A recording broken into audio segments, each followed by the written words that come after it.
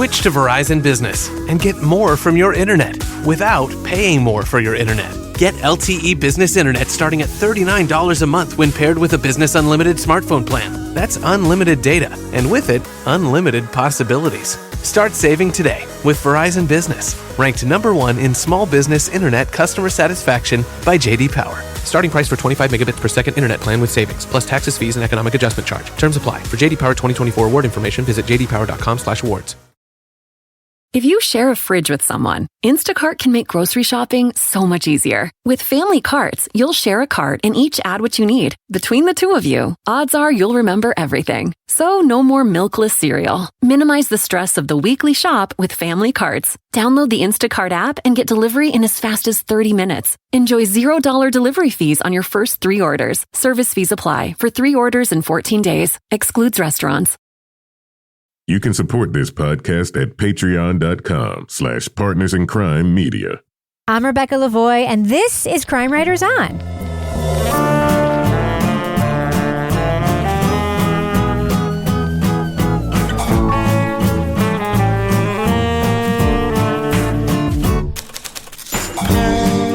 Crime Writers On is the original true crime review podcast that digs into true crime, pop culture, other podcasts. And on this episode, a cop patrols Philadelphia's mean streets looking for a serial killer and her missing sister. We'll talk about the crime series Long Bright River on Peacock. Joining me to That's her missing sister, not the serial killer's missing sister. Yeah. As we call one of them dangling participles, I think. Is that what it's called? Yeah. Joining me to get that done and more is true crime author, TV journalist, and host of the These Are Their Stories podcast, my husband and favorite English nitpicker, Kevin Flynn. Hi, Kevin. Hi, Rebecca. It's home in, not hone in.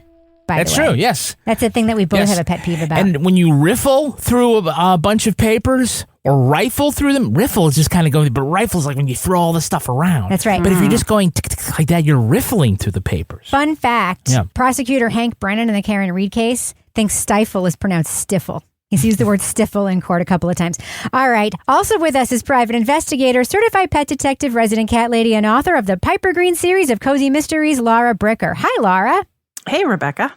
And finally, there's an extra space between the comma in the script, and so that's I have to remove that later. Yeah, it's always been there. It's been there for years. Has it? I just noticed that now. I mean, as long as we're doing English composition, I'm going to say I need to get into the template. At least you don't put 2 spaces after sentences. I feel like this could change a lot of stuff. Yeah. Yeah. It could change everything. Yeah. These little changes, you just never know where they're going to Brace yourselves. Yeah. And finally, our resident Doubting Thomas, the author of the City Trilogy, host of Rip Current Strange Arrivals, and our Patreon Deep Dive Book Club podcast host. Toby, weren't you an English teacher? I was a social studies teacher. Oh, okay. Toby Ball. Hi, Toby. Hello, Rebecca. All right, Kevin. Yeah. This is Thursday's program. It is. What's coming up on Monday's program? Oh, so on Monday, we're going to be talking about season 3 of The White Lotus. I didn't tell you to jerk him off. Oh, my God. Don't give it away. Oh, please. Did you see that thing about Duke is all pissed off because and they deserve it. Jason Isaacs. It's like, who would have thought some privileged douchebag graduated from North Carolina. Yeah. Yes. Now, I'll just point out that because of the recording schedule, that the episode will drop after the finale. We will not have seen the finale, but for all that important SEO, and because you don't want to talk about it when it's a week stale. Why don't we put it out on Sunday morning instead?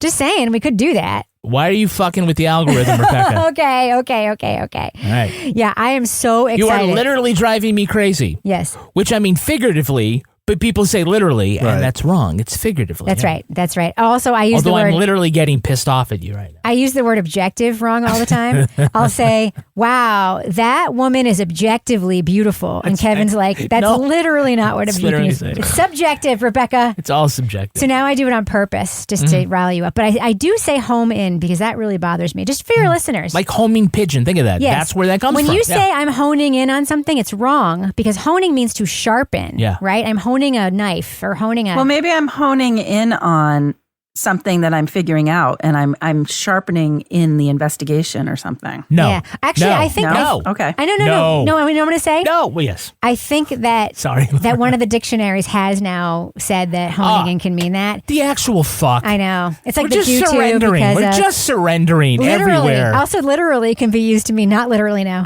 Yes. You know how it used to be where it'd be like something comprises, and then you'd list the thing. But that's correct. But now people say comprised of this, that, and the other thing, which is also has become correct according to style guides and stuff. And some fucking guy I sent an email to, and I said, well, this is comprised of this, that, and the other thing. And fucking sent me back like a 3-paragraph email talking about how one of his pet peeves is the loss of ability to use grammar correctly. Yes. And just taking me to task on this huge like group email thing. Oh. And I just cut and pasted this little thing that was in one of this, like the Chicago style guide about how comprised of did not used to be correct, but has now become part of the thing. And I just cut and pasted it and didn't Good for you, Toby. Didn't put any flex like on that asshole. Anything else other than just that, and just sent it off. And I never heard back from them. There's an old episode of Reply All podcast, which hasn't been made for many years, about a guy who spends all of his free time going on Wikipedia and correcting all the uses of comprises and comprise. Like literally he spends all of his time doing that, like just going in and making that edit over and over and over again on all those pages. And I do want to say, I want to acknowledge something. This whole thing, Kevin, we're surrendering or whatever. It's actually not true. We're actually evolving to be better because language does evolve. And we are acknowledging that not everybody was taught English by a fucking nun when they were a child or whatever, because not everybody has, the same experiences that we have, white people from the Northeast or whatever. So does anyone want to point out the title of our podcast ends in a preposition? That's right. All right. Exactly. So anyway, obviously that's something that we know, but we just like being pet peevy sometimes because it's a way to neg at each other, right? Mm-hmm. Yeah, stop poking me. Literally poking me. All right, should we talk about the thing that we're supposed to be talking about? Let's do it. This isn't Crime Writers on Grammar. Crime Writers on Grammar. No. Notice I haven't said anything because I flunked grammar, and I finally had a teacher my senior year of high school who said, you can write and you seem to have a great understanding of everything, but I don't know what happened with your grammar skills. I'm like, I didn't get any because somehow that skipped over my elementary school teaching. So I'm not going to sound it out on this. You're like, I'm objectively super smart. Yeah. Toby, that guy that wrote like a 3-paragraph harangue. We get shit like that all the time. In a group email to you. Do you guys still exchange Christmas cards? No, I didn't think so. Do you think everybody there thought he was super cool after that? I haven't the foggiest fucking idea. I was just like, if I was on that chat, I would have thought, what a dick. He had to get it off his chest. Thanks Toby. so much for your input. Yeah. We get emails like that all the time at NHPR. It's probably like the most common kind of complaint about something. The sort of lack of understanding about writing for audio versus writing a expository essay as a high school senior. Yeah. Or just people saying, you said this instead of this, but this is, and it's just like, you're spending time from your life. Yeah. Doing this instead of doing something else. That's the thing I always think about whenever I get one of those I want to emails. respond by saying, you are what's wrong with the world. You are why we're going to hell in a handbasket. Even though we just did spend 5 minutes doing the same thing. I worked for an organization that had Stop Global Warming bumper stickers, and somebody said, send us a thing. It said, you can't stop global warming. You can only try and curb its increase or something. I'm like, you can't put that on a fucking bumper sticker. Curb global warming. Since we're talking about bumper stickers, one quick thing. All right. There's a car with a bumper sticker in my office building. You may have seen these before. And it says love, like in blue, and then trumps in red, and then hate. So love trumps hate. Yeah. It reads like I love Trump's hate. That's how it reads when you walk by it. So, by the way, if anyone out there has this bumper sticker or has a sign that says this, if you walk by that quickly, it reads like I love Trump's hate. Because love, like as a word, people have dropped the I, like love that for you or love that shirt, right? It reads like it says you love Trump's hate.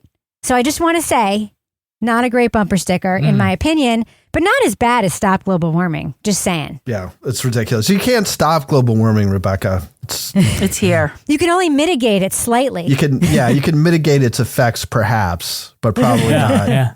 All right. Should we talk about the thing we're supposed to be talking about? I don't know. Let's do it. We clearly are stalling. So obvious. All right, let's get it done. Leading off. This neighborhood used to be normal. We used to play baseball here when we were kids. Sure, it was rough and tumble, but nothing like this. Yeah, well, it's got its good parts, its bad parts, like any neighborhood. Yeah, huh? But someday you're gonna have to show me the good parts. Officer Mickey Fitzpatrick attempts to balance life as a single mother and a cop patrolling Philadelphia's high crime section of Kensington. She discovers a pattern of women whose murders are made to look like overdoses, but struggles to get her supervisors interested in the deaths of addicts and sex workers. I haven't even had my coffee yet. Let's give the conspiracy theories a rest until lunchtime, at least. Yeah, but shouldn't we at least run an autopsy to be sure? These were ODs, just like the other 1,200 we're on track for this year. Don't need to waste taxpayers' dollars to prove it. Teaming up with her ex-partner, Mickey works to find the serial killer targeting women working the streets.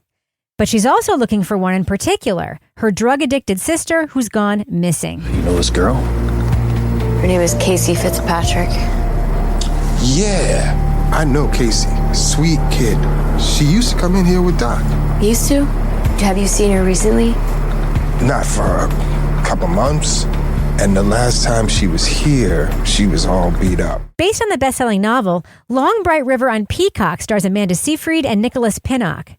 The crime drama follows Mickey's hunt to unmask the killer while also confronting her past and navigating her complicated personal life. Spoiler alert, we're going to be talking about plot points from Long Bright River. So if you want to remain spoiler-free, go to the estimated time code in our show notes for our thumbs up or thumbs down reviews. So Laura, as I mentioned earlier on the show in a different episode, I am a huge fan of the book that this show is based on by Liz Moore, also called Long Bright River. It's a very fucking good book. And I see from your notes that when you started watching this, you had hope, correct? Oh, yeah. No, I started watching this. I was like, okay, I got to reactivate my Peacock subscription. I watched like the first 2 episodes and I'm like, oh, this has got a little Mare of Easttown vibe, a little maybe depressing Happy Valley vibe. Amanda Seyfried, I'm liking the setting. I was like, okay, I think this might be something that's kind of an interesting story and fun to watch. I even told a few people about it. And then all of a sudden, episode 3, 4, it starts to drag. And then the dialogue starts to sound super fake. And I'm like, I don't know. And then I'm just like, damn it, now I'm invested. And now I have to see how this ends because I've watched this much of it. But the first 2 episodes, I really thought, oh, this might be pretty good. And I was kind of like, yeah, I think I'm going to like this show. Yeah. So Toby, we have some good performers usually in this show, right? We've got Amanda Seyfried, for instance. We've got the guy who plays Bunchy on Ray Donovan. Mm-hmm. But you have a note here about the performances in the show. I think I sent Kevin a little thing, or maybe I sent to everybody. And I thought it was unfortunate that they didn't have any money in the budget to hire actors in this. Yeah. Or an acting coach would have been good too, right? But the thing is that I don't even know if it's the actors that are the issue because like there's one, Paula, one of the many attractive homeless people in Kensington, had an entire series of her own where she plays this like blind woman. It's like a thriller or whatever. She's a perfectly good actor in that. And in this, she's horrible. I mean, she just is awful. The writing of the dialogue is really, really poor for something that would have somebody like Amanda Seyfried in it. And obviously like money was spent on this thing. And I couldn't believe how bad the dialogue was. And it's just, you can see these actors like the guy who plays G-Spot, which is Amanda Seyfried. G-Pop. G-Pop. G-Spot. He has to keep saying ain't in the middle of his sentences, and you can just tell he's just it's not natural. It's not natural at all. He's like, what? Ain't. It's like this is just a disaster. Nothing natural about G-Spot. Yeah.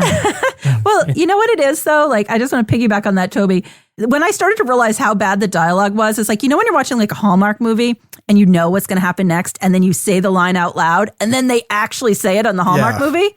I started playing that game with this. Oh, yeah, we did too. This changes everything. And then I'm like, oh, God, they did just say that. And then we'd be like, oh, wait, here's the next plot point that's coming up. Oh, wait, it happened. Yeah. I'll say, I don't know if some of the dialogue is like directly lifted from the book or not. I don't remember all the dialogue in the book. It may have been. Every single beat of this was very much in line with the book. And that's not good in a lot of cases. Like, I think about a show like... it would have saved it. Well, you have to adapt. It's called an adaptation, right? Not like a literal. It's not. This was almost like a play of the book put on by high schoolers, right? But it was a good book. Why was it a bad show? It was like nothing was magical there. Like they had this beautiful, decrepit setting, right? And in the book, it is so haunting and ghost town like. And the fact that she went to high school there and all of her high school acquaintances are now on the street is like very punchy. And also though the flashbacks with her and her sister growing up are like incredibly difficult because her sister was just very like poorly behaved and difficult kid and couldn't sit still. And you felt Mickey's discomfort just like being with this girl, even as a girl, and being like the mom figure and how difficult it was.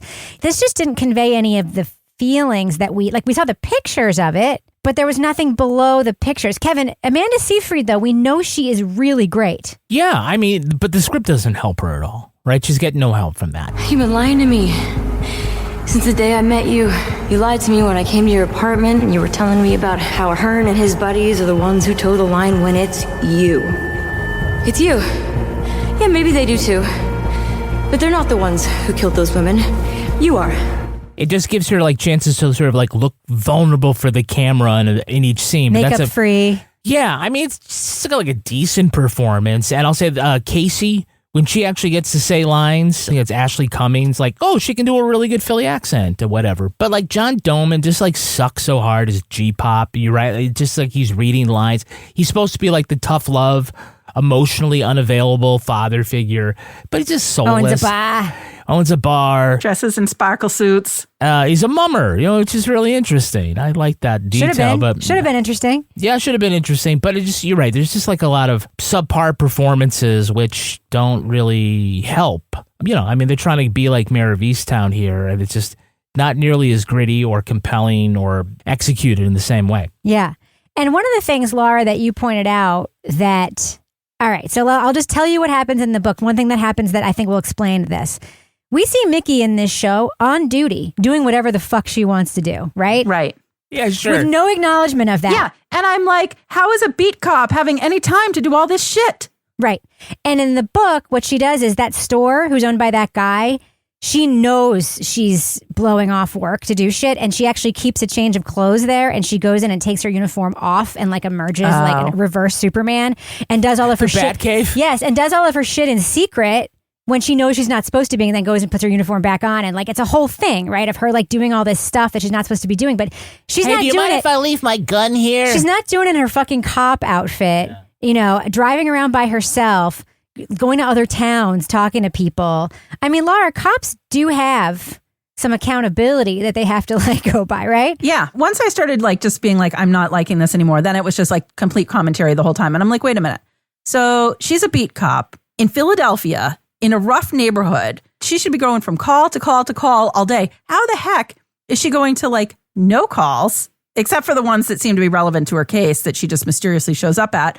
And nobody's like, hey, Mickey, you didn't show up at the holdup at the corner market. Hey, Mickey, you didn't go to this car accident. Hey, Mickey, you didn't go to this, So the only thing she goes to are things that somehow mysteriously tie into the plot. Like, oh, the girl that she went to high school with who's getting beaten by her boyfriend, or husband, or whatever he was. It didn't ring true to me. And I think that's like my frustration with this whole thing is I did not know this was based on a book when I started watching it. And once I did, I was like, that doesn't make sense to me, because what I started saying was, you know what happened here is they put something into AI, write a story with all these things, and then AI like spit out the script. And it's like, we're going to have sisters from a troubled background in a gritty neighborhood, and one's going to be a police officer, and they're going to have a hard love grandfather.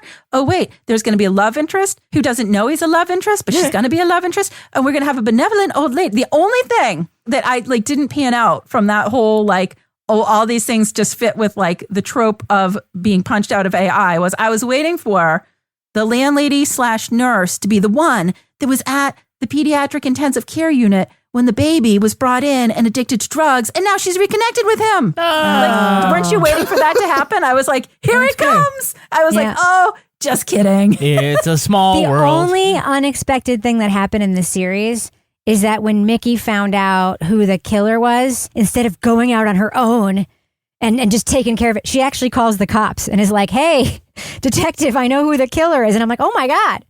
That's like the only time anyone's ever done that on a show like this. Usually it's the plucky woman who goes out for no fucking reason by herself with her gun, like looking around this. I mean, she ends up doing that anyway, but she does. But they keep solving these crimes by looking at photographs. And running autopsies. Wow, look who's in the same photograph as this person. Yes. Conspiracy. And quote, running autopsies. Running that them. was a fucked up line. So many fucked up lines. So many fucked up lines. I ran an autopsy. Yes. What the hell? I mean, you don't run an autopsy. You perform an autopsy. You perform an autopsy. You run a it's not a fucking blood test. Who ran the autopsy for you, pathologist? I don't know. You'll never need an autopsy if you join us on Patreon. Wow. That's really... I don't know what that means. It means you'll live forever. You'll live forever. And you'll need to live forever because there's so much content back there. Kevin, we're in the business section. I brought us there. Yeah, good job. You're welcome. We're at patreon.com/partners in crime media. You get all sorts of exclusive podcasts. As Rebecca said, they include the Crime Writers on After Show, Married with Podcast, Leave It to Bricker, and Toby Ball's Deep Dive Book Club podcast, and Rebecca Lavoie's Karen Retrial Readathon. Yeah. These are all there for you. In fact, let's see, last month I think we did about 28 to 30, perhaps. How many of them were readathons? Several of them.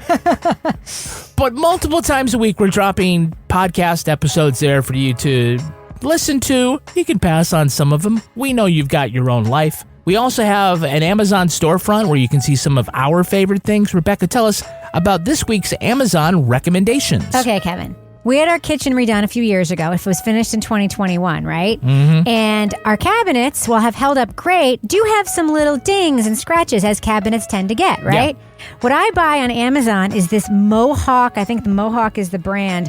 It's like a little crayon that you use, and it's made of wax. So you go in and you write over the ding, and then you just wipe it with a towel, and it like smooths it out or whatever. It's like $7. It's freaking great, and it comes in every freaking color imaginable. So I do love the Mohawk Finishing Products wax putty stick for wood repair. That's fantastic. You know, we had 3 of them in the drawer, right, when you ordered that? I did not know that. Of course not. You need to check with me. I did check. I couldn't find them. This is how we wind up with 7 jars of salsa. I couldn't find them. You should have asked. Well, now I can return the ones that I just bought. No, it's fine. I'm sure we have an entire crayon worth of nicks to cover. And we also have Toby Ball's listener-inspired Toby Ball's Deep Cut recommendations. Toby, what have our listeners been buying that have inspired you?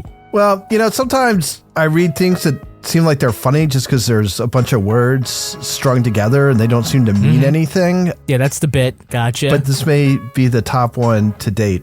Okay. Let me read these words. Meat grinder, hamburger grinder, masher, and burger masher premium heat resistant burger meat grinder.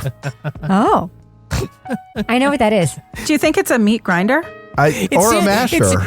And it's heat resistant. It seems like a Japanese translation. I know what it is. Why does it need to be heat resistant? What's going on with the hamburger? It's a multi-tool. No, it's not a multi-tool. It's a single-use tool. You see it in all the fucking TikTok cooking videos, and it's ridiculous. It's shaped like a star on a stick, and you use it when you're mad. It's like you could use it with a spoon for that. And it doesn't. I have one, and it's so annoying. It's much easier to just use a spoon, which is what use a fucking spoon. Well, it's so irritating. Somebody gave it to me from like a Pampered Chef party or something. So that's the first one. Any more questions before I move on? No, it just kind of seems like they mashed all those words in like one would mash a bunch of hamburger. Yeah, what I would do is sort it by first letter and just have grinder, meat. Okay, Taozua cat pill shooter, pet pill dispenser with 2 silicone tips, medicine pill pusher for cats, puppies, and small animals. A pill pusher. For small animals. Wow. It's also a pill shooter. It shoots them. It pushes them. Do you like stick it in the cat's mouth and hit the trigger and it just goes boink? It comes right out the back of the tail. Yeah, I don't know what this thing is, but it sounds like awesome. Scud missiles for cat pharmaceuticals. It sounds it's really like a blow dart gun. Freaking cool. We use those pill pockets for our dogs, and our younger dog he's so dumb, but he's smart in very specific ways. And one of them is being able to take a pill pocket with a pill in it, chew on it for a minute, and then spit out the naked pill. That's his talent. Yeah, he wants that. Because I'll tell you, guys, when you take your cat to the vet and spend $300 on that visit, and then they say, here are the pharmaceuticals that you need to cure that. The thing you want to do is put it in a random launcher, hoping that it'll hit your cat or they will find it and consume it. Mm-hmm. You know what I say in that situation? I say, is there a shot you can give them instead? Because there's no way I'm going to get a pill in this cat. I love that it's called a pill pusher. A pill pusher. People know what that means, right? That's not a good thing. No. Jeez. That's how they get the kids hooked on the corner. It's like those doctors who were giving out opioids who shouldn't have been. Yeah, well, all that means is that our listeners have bought these things, and Toby is so thrilled to share them with you. They went to our Amazon store, which is amazon.com/shop/Crime Writers On, and get to see all of our recommendations. And then we will also earn commissions on qualified purchases. Kevin. Yes. Before we end this very, very long and fun business section, do we have any Patreon patron saints of the week this week? Our Patreon patron saints are Rose Agnew and Jennifer Juniper. Wow. Bless you. Rose and Jennifer, thank you for being on our Patreon.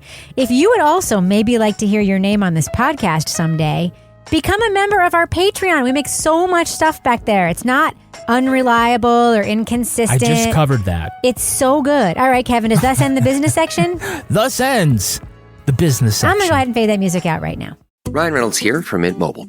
I don't know if you knew this, but anyone can get the same premium wireless for $15 a month plan that I've been enjoying. It's not just for celebrities. So do like I did and have one of your assistants switch you to Mint Mobile today. I'm told it's super easy to do at mintmobile.com/switch. Upfront payment of $45 for 3-month plan, equivalent to $15 per month required. Intro rate first 3 months only, then full price plan options available. Taxes and fees extra. See full terms at mintmobile.com. If you don't know about our flyer deals on Instacart, this message is for you. Flyer deals are like strolling through your favorite store looking for deals, but instead, you're scrolling on your phone. Because getting delivery doesn't mean you have to miss out on in-store deals, like the creamer that doesn't upset your stomach, or the pasta sauce that you can't not buy when it's on sale. Download the Instacart app, shop flyers, and never miss a deal. Plus, get delivery in as fast as 30 minutes. So, Toby, before the break, Laura was talking about this being predictable and containing many, shall we say, common tropes.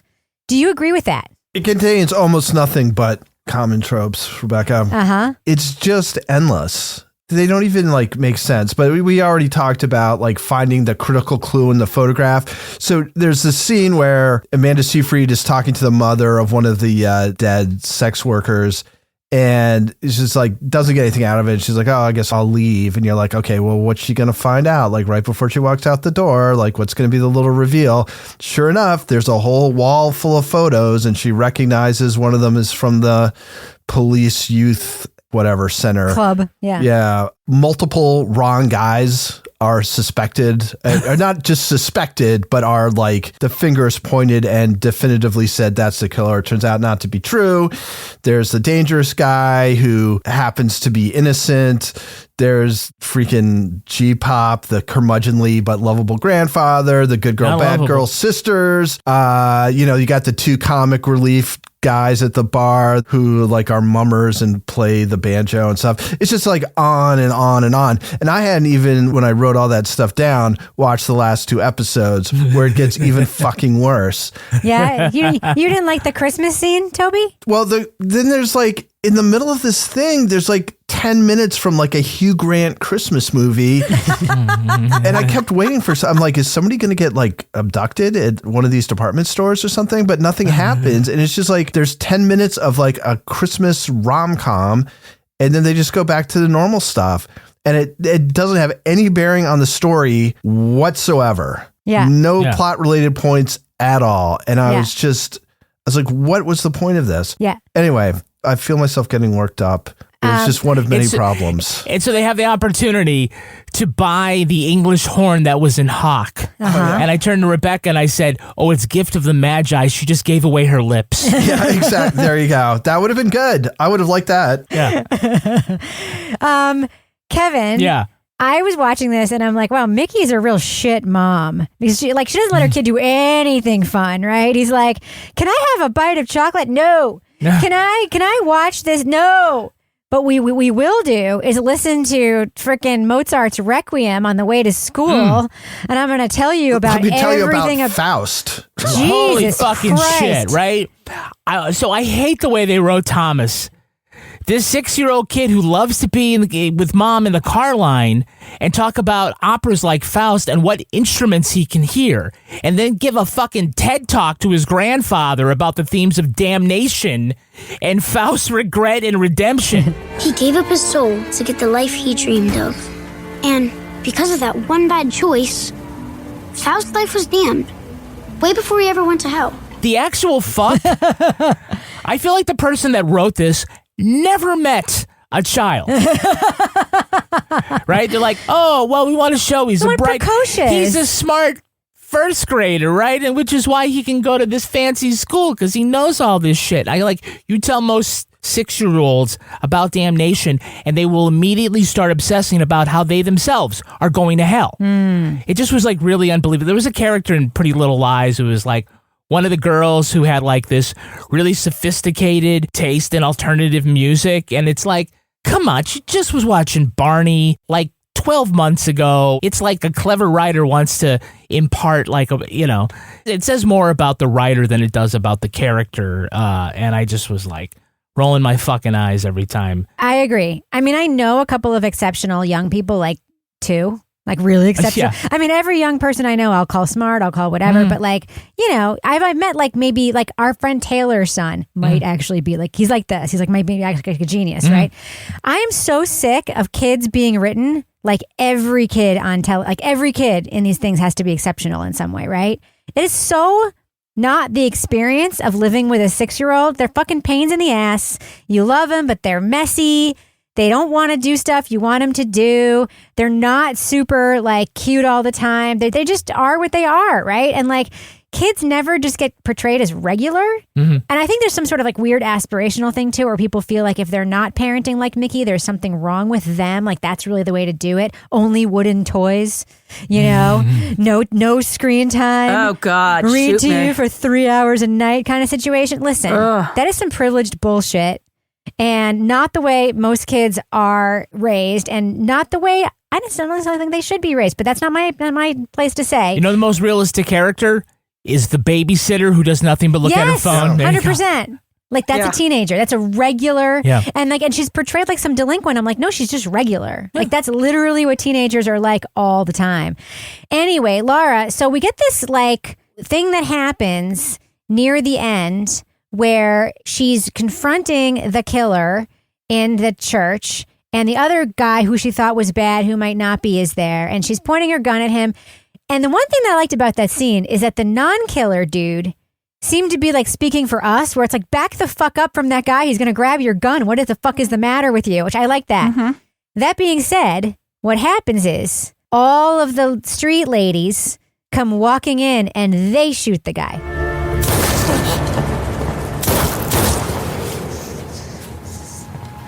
That's for Taylor. That's for Elizabeth. That's for Amelia. That was the most like ridiculously unbelievable scene in this entire show. I was like, are you fucking kidding me? I'm like, of course, they're all there together, and it's a big tribute moment. They had a meeting. Where they fire a shot, one for each person who's been killed, and say their names, and then Mickey takes the gun and she does one too, and then she wipes it down, and they all go on. And I'm like, this is the most ridiculous bullshit of this whole thing so far, because it just did not feel authentic at all. It felt so orchestrated. Like, what kind of ending could we make where the women who are sex workers regain their voice and get a chance to stand up for what's right and take back their identity, their dignity and blah, blah, blah. I'm like, oh God. Yeah. And the only part that was like true in that, I was like, oh, well, her pink-haired sister did say that the baby daddy wasn't as much of a jerk as she thought he was. So I could see that in that scene when he was like, hey, back up. I was trying to tell you to get out of the way. I was like, okay, maybe he's Who not do a you think dink. took you to the hospital? Laura, I love that scene when it was the season finale of True Detective Night Country. Exactly the same. Let's get all the crazy women, kill the bad men. Do it for Johnny. Do it for Johnny. Murder on the Orient Express. Yeah, I was like, oh, here we go. But the ending, then it was the most drawn out 7 ending. endings. I'm like, okay, we've got the coda. We've got like 15 codas. And the stupid song. We're looking in, and now that she's with the baby, and now they're having another, now they're all hugging and having another holiday together with G-Pop, G-Spot. I'm going to call him G-Spot from now on. And all of a sudden, Mickey has nice clothes and is happy. Well, you're left to believe, okay, did she become a music teacher? Or did she just like, I don't know, because now she's walking down the street and the kid is back in the school that he was going to get kicked out of because she had no money. So like, where did her money come from? I don't know. Being a music teacher pays more than being a cop? I don't know. She probably gets free tuition at the school if she's the music teacher there, right? Oh, that's potentially true. But she's walking down the sidewalk to meet him, so why is she at the school? Because nothing makes sense. Nothing in this makes sense. You know what? She has to work at that school because that kid is getting his ass kicked every fucking day. But what if she takes like her music teaching the way she takes being a cop, like it's not actually all that surprising that she wasn't at school when it ended. She just kind of shows up. Can we talk about what happens right before all this shit happens? Yeah, I was going to ask you, Toby, because I know how much you enjoyed the final 2 episodes of the show. So she ends up having this love interest with her former partner, and through this ridiculously stupid miscommunication, she thinks that perhaps this partner, Truman, is True Man. I mean, it's the fact that that's even his name is fucking ridiculous. And she's like, oh, okay, well, maybe I'll just stake him out and see if I can find out. And so the first night she stakes him out and he like sort of throws a bag in the back of his car and drives out, and she follows him and she chases him into this kind of like derelict building and into the back, and she sees he's injecting somebody. He's basically doing exactly what the killer has been doing, which is injecting this homeless woman with something. And she pulls a gun. She's like, get up or whatever. But it turns out he's actually injecting her with something good. It's not something bad. Yeah. It's something good. Corey, keep those eyes open. I thought... You thought what, Mickey? She OD'd. And she might need another shot in the lock zone. So maybe you want to lower that Glock you got pointed at me? Why is he even mad at her for thinking he's the killer? That's what I want to know. He will not forgive her at all. How could you possibly do that? Dude, it's not like she caught you having dinner with your sister, right? He's in a fucking trap house injecting a lady with something. The actual fuck. Dude, it's coded. I mean, the thing that would happen in real life is that she would say to him, listen, my sister says you're the killer. What the fuck? Are you? Right? Yeah. So there's that. And then the other thing, which is fucking annoying about this show, is there is a character who basically has almost nothing to do in the show, but you have to introduce him early so he can turn out to be the killer later. Right. He's like barely a character. He doesn't drive any of the plot. The only reason why he's there is that so you know who he is. So when he's revealed at the end, it's not a complete rando. It's cheating, you know? He basically is Amanda Seyfried's partner for about an episode and a half. And she's like, fuck it, I don't want a partner anymore. And the guy's like, all right, I guess you're not going to have a partner. He'll go off here. And then he gets suspended. And you may see him once or twice more. Yeah. But you know who he is. But he doesn't play any part in this. And so it was kind of like, why is he even in this if he's not going to end up being the killer? Because he just does nothing. That would be more of a reveal and a better show. But then there's also 10 minutes of a Christmas scene and then like 45 hours of like after all the action is stopped, people traipsing around in parks and stuff. Yeah. Yeah. And speaking of random, like, so like the father who everyone thinks is dead just picks up his daughter hooking. Yes. And that's why she disappeared. That was odd. And then we never see him again after that, because I'm thinking, oh, he's going to make an appearance now that, no, we don't see him again after that one scene where, by the way, apparently they've been walking for hours because they go outside of the house and it's light. And the next thing you know, it's dark. Yeah. They're still walking and talking. And why is he like pulling up in front of her house and then when she looks out the window, like pulling away? Screeching off? It's like if you're trying to meet her and then you see that she's home, why don't you just walk up the stairs and knock on the door rather than screech off? Because then when she finally comes, it's like, why didn't you come? Well, I tried a couple times. Your landlord told me no. Well, you drove by a few times. When I looked, you took off as though you were trying to menace us. Yes. It's so fucking stupid. And the biggest mystery is, why did Amanda Seyfried look at the script and think this was going to work? Because it's... Maybe she read the book and liked it like I did and was like, oh, I'd love to play. You know what? She missed out on being what's-her-face in Wicked. So... Oh, really? Was she going to be Ariana Grande? Yes. And she didn't get that. So maybe she was like, well, maybe I'll do this thing that I loved as a book instead. Oh, Mamma Mia.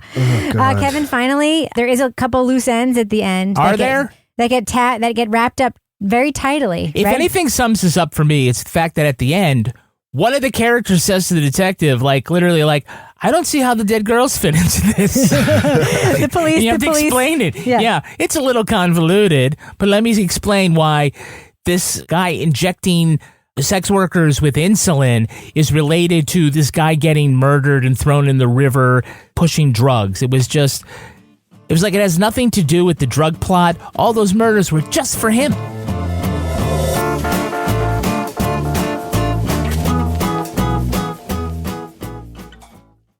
Ryan Reynolds here from Mint Mobile with a message for everyone paying big wireless way too much.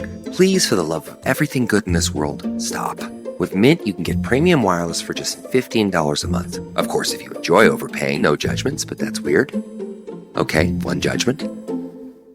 Anyway, give it a try at mintmobile.com/switch. Upfront payment of $45 for 3-month plan, equivalent to $15 per month required. Intro rate first 3 months only, then full price plan options available. Taxes and fees extra. See full terms at mintmobile.com. Instacart is here to keep you on the couch this basketball season. With pre-game rituals and post-game interviews, it's hard to find time for everything else. Let Instacart handle your game day snacks or weekly restocks with delivery in as fast as 30 minutes. Because it's bad luck to be hungry on game day. Download the Instacart app today and enjoy $0 delivery fees on your first 3 orders. Service fees apply for 3 orders in 14 days. Excludes restaurants. All right, let's do what we do. Let's let our listeners know. Should they check out this series on Peacock? Long Bright River, adapted from the book of the same name by the great Liz Moore. Laura Bricker, thumbs up or thumbs down for Long Bright River? So this is frustrating to me because I love a good kind of police procedural, gritty crime drama. I'm always looking for a new one to watch. And the first 2 episodes of this, I was like, oh, I think this might be okay. This might be interesting. I like Amanda Seyfried, who's in this. I like her estranged partner who's in this. I'm like, this might be good. But unfortunately, as this went on, it just did not feel authentic to me. And there was so many issues with like the actual dialogue and conversations in this just felt so stilted and so stiff that I'm like, oh God, is this really bad? Like, what's going on here? And then it seemed like every possible trope that you could bring out was inserted into this. And it got to the point where I was like predicting the lines that were going to be said, and then they would say them. And I was like, this is disappointing. And I think part of the part we didn't talk about in the review is in the middle of this, I felt like the struggle between, are we going to be a family drama or like a mystery? And they tried to insert some family drama to kind of beef out that part of the story, but the flow just didn't work. So overall for me, I was really frustrated with this because I felt like I looked it up. People love this book. It's a New York Times bestseller. It's something that had a lot of potential. I just feel like actual, like bringing this and landing the plane in the way that it was done was just choppy and disjointed. And I was really upset because then I had to finish it because I wanted to know what happened. And then I was still upset at the end because I just felt like, this is what I invested all this time in. Well, we made you. Sorry. Well, no, but I mean, I'm just saying, like, I was so frustrated because in the first 2 episodes, I had such high hopes for this. So I'm going to go mild thumbs down with this just because I feel like I should go full thumbs down, but I'm going to go mild because Stick to your guns. You literally said nothing good about this whole fucking thing. You shit on this for a solid 2 minutes. Okay, this is a big thumbs down for me. All right, okay, I believe that. It's a big thumbs down. Although I did keep watching to see what happened, but then I was supremely disappointed. So thumbs down. But by the way, you were supposed to keep watching because that's what we do here, Laura. Well, I know, but I was invested. I had to listen to that whole fucking mafia thing for Monday's show. I was invested in this, and I was frustrated that it got worse and worse. Yeah. Toby Ball, thumbs up or thumbs down for Long Bright River? This is really, really bad. You know, I was going to say the acting is bad, but I think the writing is so bad that it's impossible to act it well. I think you could get the best actors in the world with this script and it would still be stilted. It's just full of cliches. There's just a lot of stuff that makes no sense. There's some obvious like plot manipulations and characters who are there to serve certain purposes that don't make any sense in any other way. I mean, I don't know what to say. It's just really, really bad. So I was going to say my thumbs down is far enough down that even if Laura was just a mild thumbs down, my extremely down thumbs down would sort of even that out into 2 like solid thumbs downs. Yeah. The gravitational pull of the black hole, which is Toby Ball's thumb down, is going to pull me down. Yeah, exactly. It's dire. I don't know what Amanda Seyfried is doing in this thing. I feel bad for her that she's attached to this because she's been in so many other like good things. But yeah, this sucks. Thumbs down. Kevin Flynn. Yeah, this is dull. This is pretty uninspired. There's hollow performances. It's a contrived storyline with an overwrought mystery and a really uninteresting family backstory. Like, this could have been Mayor of Easttown, and I guess the book with the source material was pretty interesting. But as far as like taking this from the page to the screen, it just like really lacked everything. Everything. It just sort of lacked everything. And it made me sort of upset that I saw the commercial for it saying, oh, we should cover it. So that's my bad. Thumbs down. So when something is adapted from a book to the screen, there has to be something that would make you want to watch the thing on the screen, even if you're very familiar with the book. Like, I think a great example of this is Greta Gerwig's version of Little Women, right? You have these incredible performers, these 5 young people, playing the parts of the 4 sisters and Laurie next door, Timothée Chalamet. And, she imbues it with energy and costuming and a very contemporary feel, even though it's very at the same time like on track with the book, the source material, so you don't feel like she's disloyal to it at all, but it brings a freshness to it and it elevates it for the screen, right? That's a good example of that. This is one of the worst adaptations I have ever seen. It's like a parody of the book. It's like someone read the book and they were like, let's do a Saturday Night Live skit but not make it funny about Long Bright River. It is ridiculously bad. The writing is terrible. The performances are not great. I feel like the actors just started showing up and being like, all right, this is what I have to read now. Yeah, this belongs on the Wall of Shame for 2025. Kevin, nothing we got going on? Yeah, we got Wall of Shame. Wall of Shame. Huge thumbs down for me for the television adaptation of Long Bright River. And I'm hugely disappointed because I am a huge fan of the book. That's going to do it for us. But before we go, Laura Bricker, do we have a cat of the week this week? We do. And what's exciting about this is that our cat of the week comes to us from one of our Patreon patron saints of the week. And I didn't even coordinate that with Kevin. What? Coincidence? It comes to us, I don't know, Rose Agnew from Australia.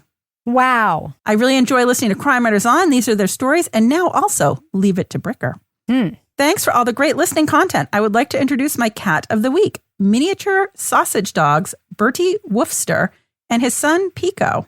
Bertie is a noble philosopher, and Pico, he's the terror of the chook pen. I don't know what the chook pen is. That might be an Australian thing. Together, they are the Velvet Lovehounds.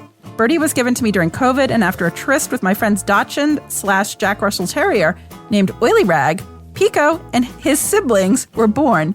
We adore these doggos. Rose from Australia. So yes, some people got divorced during COVID. Other people got it on. And apparently the dogs in Australia also got it on. Nice. So there you go. Good dogs. They're very cute, Rebecca. They're very cute little dogs. Laura Bricker, obviously people can email us, crimewriterson@gmail.com, if they want to send an animal for consideration to be cat of the week. But if folks want to find you online to maybe pitch you there or just to respond to a non-cat you've chosen, how can they find you there? You can find me at Laura Bricker on Blue Sky and Instagram. What about you, Toby? How can you be found online so folks can continue this scintillating conversation with you? At Toby Ball NH on Blue Sky. Kevin, what about you? I'm everywhere at Kevin P. Flynn. I'm everywhere at Reb Lavoie, and the show is everywhere, including Instagram and TikTok at Crime Writers On. Get episodes early and ad-free and all the other stuff we make at patreon.com/Partners in Crime Media. Our theme song was composed and performed by Ty Gibbons, and our editor is the really wonderful and always funny Liv Burdett. The executive producer of this show is Kevin. This show is recorded in Studio C, the closet in our New Hampshire basement, where we also spend our time discussing the larger themes of damnation and sacrifice in the opera Faust with a first grader. Right? Oh, yeah. On behalf of all the crime writers, thanks so much for listening. We will catch you later. It's a very Pamper Chefy type product. I don't want to judge the person. Most definitely are heat resistant. I'm sure, like, your barefoot neighbor uses them. I love that guy. Like, people who are good cooks, I'm sure, use them, and I'm sure it's fine. Kevin's got a barefoot neighbor who uses this. No, it's a TikTok star. Oh. Cooking guy. And Facebook. Yeah.